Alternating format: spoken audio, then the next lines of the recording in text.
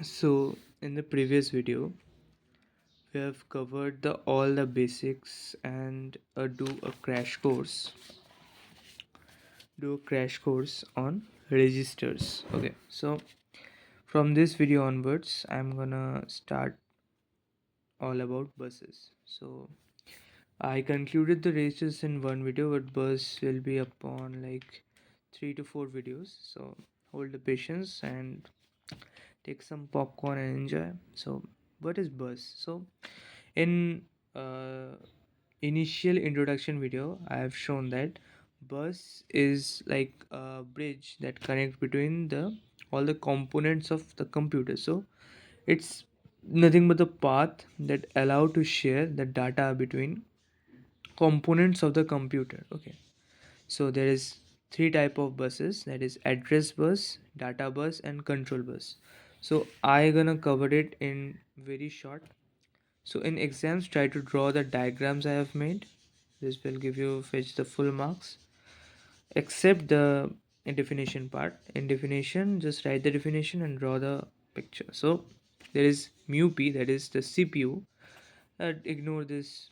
I will explain it later on, but for now, just focus on this. That is CPU, and there is data. So data is stored in the memory. So I write it as data. So let's assume there is a memory and there is a CPU.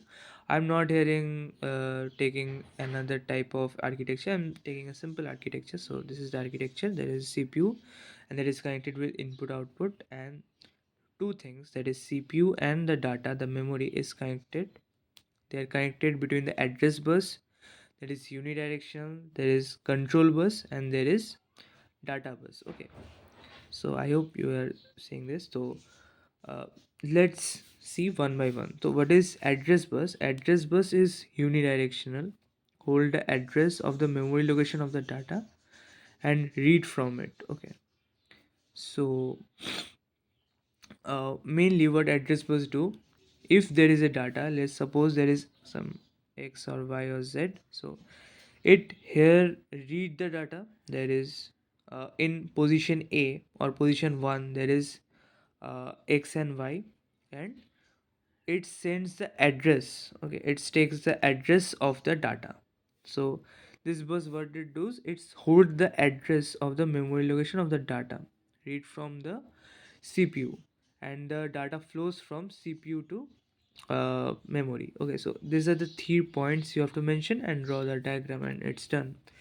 Then there is control bus. What control bus do, it's give the signals to do the all necessary things, like if the CPU wants to do clear something or insert something, there is some code to do this task, like suppose to clear something it need 000, let's suppose. Okay, so so these codes are given by the signals, codes are given by the control buses. So it read the signals, it give the signals, and it's also unidirectional. Then there is data bus, that is bidirectional, means it goes from memory to CPU to memory. Okay, so in the third point of connection bus, you can write that it goes from CPU to memory. So then there is data bus, it can write and read data.